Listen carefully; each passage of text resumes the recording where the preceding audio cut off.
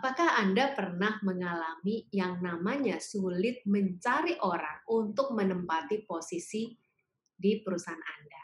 Entah Anda adalah seorang praktisi SDM atau mungkin Anda adalah seorang business owner.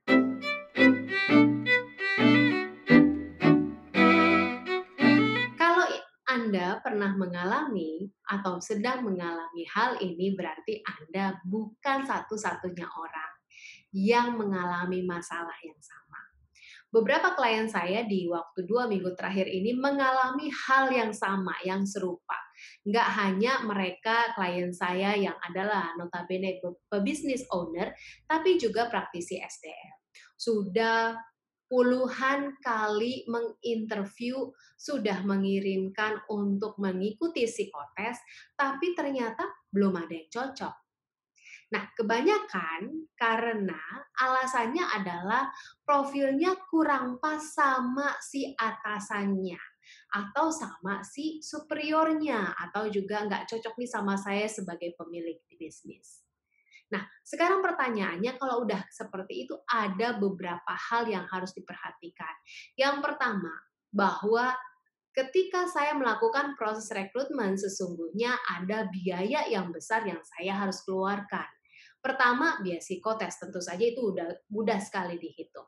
Yang kedua, waktu Anda untuk melakukan proses rekrutmen. Bayangkan ternyata karena posisi ini begitu lama tidak didapatkan sehingga mempengaruhi proses kerja. Maka kalau dihitung-hitung kemungkinan besar Anda mengalami kerugian sekitar 30% dari total biaya yang harus Anda keluarkan dalam menjalankan bisnis di perusahaan Anda. Entah Anda sebagai seorang pebisnis, business owner, atau Anda sebagai bagian dari organisasi yaitu praktisi SDM. Kenapa sih ini terjadi? Ada beberapa hal yang saya temukan ketika bertemu dengan para praktisi SDM ataupun juga dengan pemilik bisnis. Yang pertama, seringkali yang terjadi adalah karena ketidaksetaraan atau kurangnya informasi atau kurang tepatnya antara profil pekerjaan yang dicari dengan pekerjaan itu sendiri. Contohnya adalah deskripsi jabatan yang seringkali nggak sesuai dengan pekerjaan yang sesungguhnya. Atau ternyata antara deskripsi pekerjaan dengan title yang dicari atau jabatan atau posisi yang dicari nggak sesuai. Contoh misalnya, carinya adalah seorang marketing yang notabene sebenarnya yang dibutuhkan organisasi adalah mereka yang langsung terjun ke lapangan untuk melakukan proses penjualan. Tapi di posisi yang dicari adalah marketing manager contohnya. Atau yang lebih ekstrim lagi contohnya misalnya. Yang dicari posisinya adalah engineering manager. Tetapi ternyata pekerjaan yang sesungguhnya di lapangan bukan engineering, tapi yang berhubungan dengan operasional cabang. Nah, kalau kayak gitu salah siapa nih? Oke, itu kesalahan pertama. Kesalahan yang kedua adalah ketika mencari atau melakukan proses rekrutmen antara orang yang dicari untuk direkrut dengan budaya yang terjadi di organisasi berbeda. Yang saya maksud di sini adalah budaya yang sesungguhnya, bukan yang di atas kertas. Yang seringkali terjadi adalah ketika entah Anda seorang praktisi SDM atau Anda pemilik bisnis yang dibantu oleh konsultan, Anda mencari orang yang sesuai dengan budaya organisasi berdasarkan apa yang tertulis di atas kertas. Supaya terlihat indah, baik, bagus, dan seterusnya. Tapi ternyata budaya yang ideal itu belum diinternalisasikan di perusahaan. Dan kembali seperti sebelumnya, tanpa dituliskan budaya tersebut. Jadi alih-alih mencari yang ideal sesuai dengan gambaran organisasi, budaya organisasi yang ditulis, ternyata yang diinginkan nggak seperti itu. Sedangkan bagian SDM mencarinya sesuai dengan apa yang ditulis. Sehingga yang terjadi adalah ketidaksinkronan antara keinginan, kebutuhan, dan profil lowongan pekerjaan yang ditawarkan di luar, di iklan pekerjaan. Atau misalnya ketika seorang SDM mencari menginterview seorang kandidat. Itu yang kedua.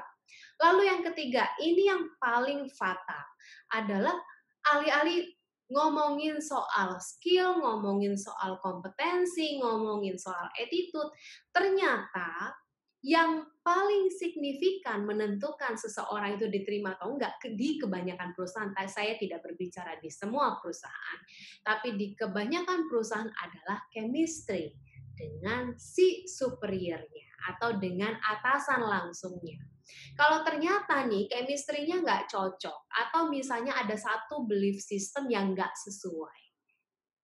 Meskipun ternyata skill-nya cocok, kompetensinya memenuhi harapan, memenuhi kualifikasi minimum, orang tersebut nggak bisa diterima. Atau si usernya bilang, oh nggak cocok sama saya, nggak pas sama saya. Akhirnya nggak dapet juga.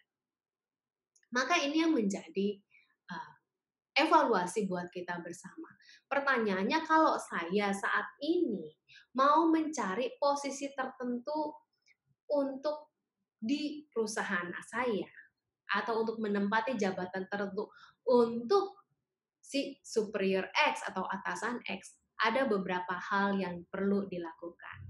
Ini yang biasanya saya lakukan sebelum ngomongin soal kompetensi atau soal skill, yaitu people profile. Profil orangnya cocok nggak sih dengan atasan langsungnya? Mereka punya belief system yang sama nggak sih? Punya nilai-nilai yang sama nggak sih? Punya gaya yang sama nggak sih? Nah, ini, kecocokan ini yang harus dilihat oleh kita, terutama sebagai seorang praktisi SDM nih. Daripada buang-buang waktu kasih begitu banyak CV, begitu banyak proses rekrutmen, psikotes yang memakan biaya yang cukup besar, coba deh mulai dari satu hal dulu. Lihat, chemistry-nya cocok nggak? Profilnya seperti apa? Profil antara si atasan langsung dengan profil si kandidat apakah match atau enggak? Karena kembali kalau bekerja biasanya orang ngomongin soal emotional bonding, emotional engagement. Saya ngerasa nyaman nggak sih bekerja dengan orang tersebut? Lalu yang kedua, kalau profilnya udah pas, baru deh ngomongin soal skill atau kompetensi. Nah, kalau ngomongin kompetensi ini juga dilihat, apakah benar nggak sih kompetensi tersebut yang memang dibutuhkan di pekerjaannya? Atau jangan-jangan terlalu rendah atau terlalu tinggi. Akhirnya Anda merekrut orang yang kurang tepat. Misalnya karena terlalu tinggi berarti kan overqualified. Dan orang tersebut mungkin nggak merasa happy dengan pekerjaannya. Kenapa? Karena kompetensinya tidak digunakan secara optimal. Atau underqualified. Akhirnya perusahaan melihat orang tersebut nggak perform. Oke? Itu hal yang kedua. Dan hal yang ketiga adalah pastikan budaya organisasi yang ditulis di atas kertas secara ideal memang benar-benar diinternalisasikan dan dipahami benar-benar oleh kita, seorang praktisi SDM dan seorang pemilik bisnis. Jadi nggak cuma asal ngomong. Nah, semoga apa yang saya sampaikan hari ini bisa berguna buat kita semua, dan kalau rekan-rekan mungkin ada satu masukan, ada satu tambahan informasi bagaimana merekrut yang tepat dengan waktu yang efisien, dengan biaya yang efisien, silahkan kasih komentar di sini. Sampai jumpa dengan sharing session selanjutnya.